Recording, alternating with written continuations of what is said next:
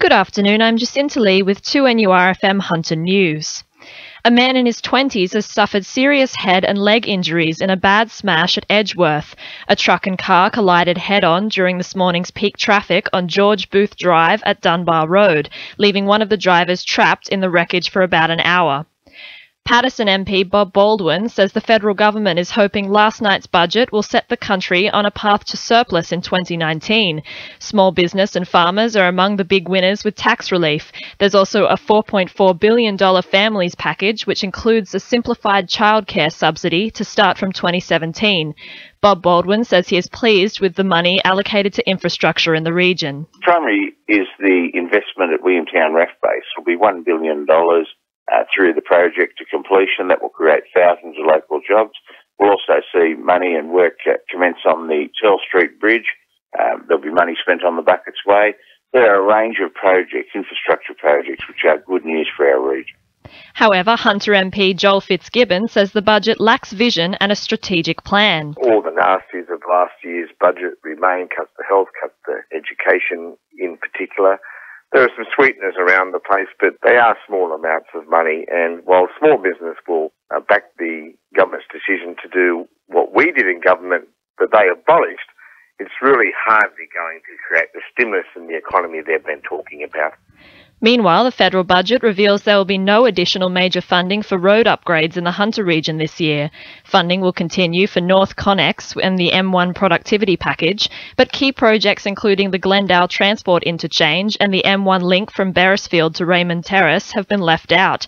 NRMA President Carl Loades says funding is especially necessary given the widespread flood damage. It is very desperate times for local council roads. Local councils struggle to break even, let alone have enough surplus to invest in upgrading our local roads to the degree required.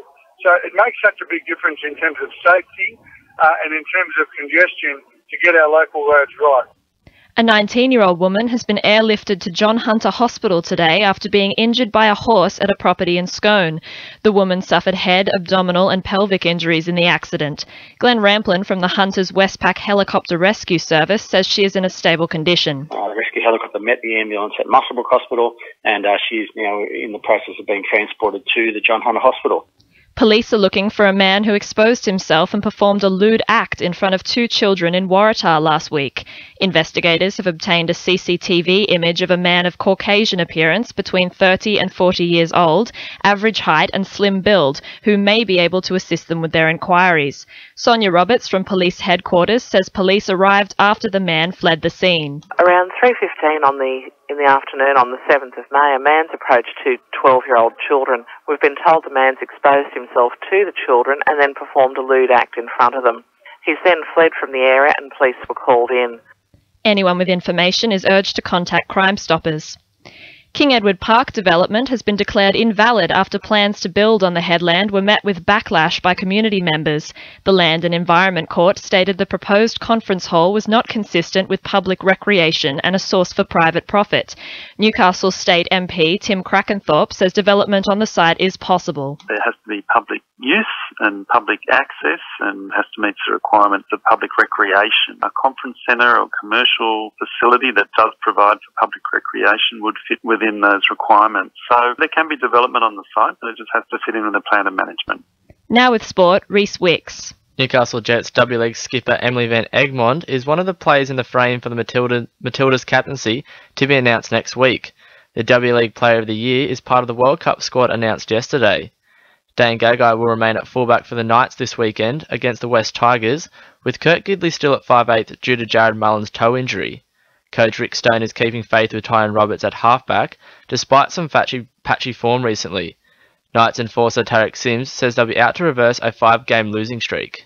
It's just tough at the minute, mate. We're going through a bit of a tough patch, and like I said, it's just going to take a group effort, and everyone's going to have to really put their hand up this weekend against the Tigers because they come off a pretty bad loss, and they've got some pretty exciting young talent in their team.